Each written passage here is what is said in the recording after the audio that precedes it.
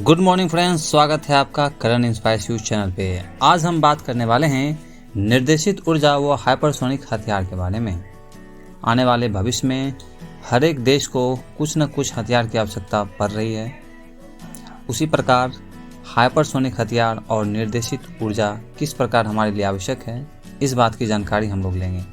इसका उपयोग आपको प्रीलिम्स के लिए निर्देशित ऊर्जा हथियार और हाइपरसोनिक हथियार की विशेषता में होगी। मेंस में निर्देशित ऊर्जा व हाइपरसोनिक हथियार का महत्व पूछा जा सकता है। चर्चा में क्यों है? हाल ही में भारत के वायुसेना प्रमुख एयर चीफ मार्शल ने वांछित रेंज तथा सटीकता प्रदान करने के लिए निर्देशित ऊर्जा हथियारों और हाइपरसोनिक हथियारों के विकास को बढ़ावा देने तथा उन्हें अपने हवाई प्रणालियों में एकीकृत करने की आवश्यकता पर प्रकाश डाला। ये है क्या निर्देशित ऊर्जा व हाइपरसोनिक हथियार? तो इसके बारे में हम जानते हैं।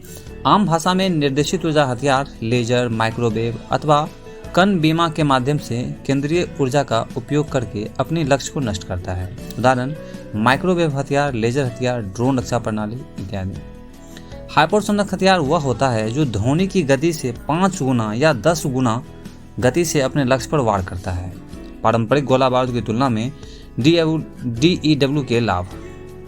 DEW में विशेष रूप से लेजर में उच्च परिशुद्धता, प्रतिभेदन कम लागत, लॉजिस्टिक लाभ और ट्रैक न मिलने जाने से अधिक क्षमता होती है।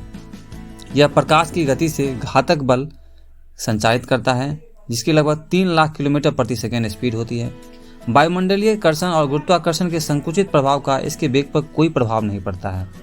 लक्ष्यों के विरुद्ध उपयोग की गई ऊर्जा के प्रकार और तीव्रता को अलग अलग करके उसके प्रभावों को अनुकूलित किया जा सकता है। इसकी कुछ खास कमियां भी है। सीमित मारक क्षमता।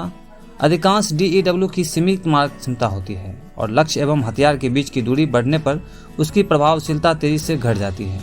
उच्च लागत। DEW और हाइपरसोनिक हथियारों का विकास एवं निर्माण महंगा हो सकता है। साथ ही कुछ स्थितियों में उसकी प्रभावशीलता की तुलना में लागत को उचित नहीं ठहराया जा सकता है। प्रत्युपाय को चिंतनशील सामग्रियों को अन्य प्रत्युपायों का उपयोग करके प्रत्युत्तर दिया जा सकता है, जो उसकी प्रभावशीलता को कम कर सकते हैं। हथियारों की प्रतिस्पर्धा। एक देश हाइपरसोनिक हथियारों और DEW के विकास से हथियारों की प्रतिस्पर्धा शुरू हो गई है, क्योंकि अन्य देश प्रतिक्रिया में स्वयं को हाइपरसोनिक हथियार विकसित करना चाहते हैं। इससे तनाव एवं अस्थिरता की स्थिति उत्पन्न हो सकती है।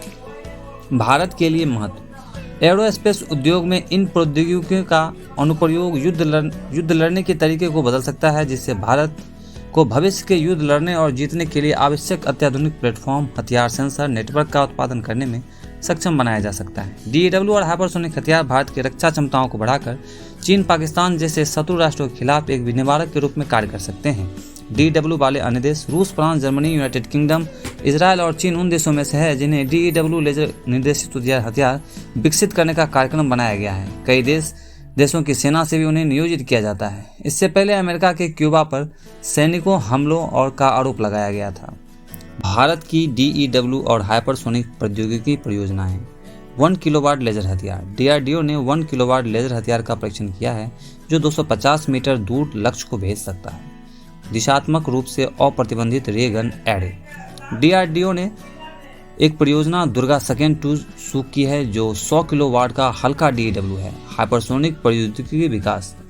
भारत में हाइपरसोनिक तकनीक का विकास और परीक्षण DRDO और इसरो दोनों द्वारा किया गया है। वर्ष 2021 में DRDO ने हाइपरसोनिक टेक्नोलॉजी डेमोन्स्ट्रेटर व्हीकल का सफलतापूर्वक परीक्षण किया, जो ध्वनि की गति से 6 गुना अधिक गति से यात्रा करने में सक्षम था। भारत अपने hypersonic technology demonstrator vehicle programme के हिस्से में एक स्वदेशी दोहरी सक्षमता, पारंपरिक और साथ ही परमाणु वाला हाइपरसोनिक क्रूज मिसाइल भी विकसित कर रहा है। आगे की राह। रक्षा क्षेत्र में आत्मनिर्भरता की अवधारणा के लिए भारतीय रक्षा प्रौद्योगिकी का उपयोग, स्वदेशी डिजाइन एवं विकास क्षमताओं को विकसित करना शामिल होना चाहिए।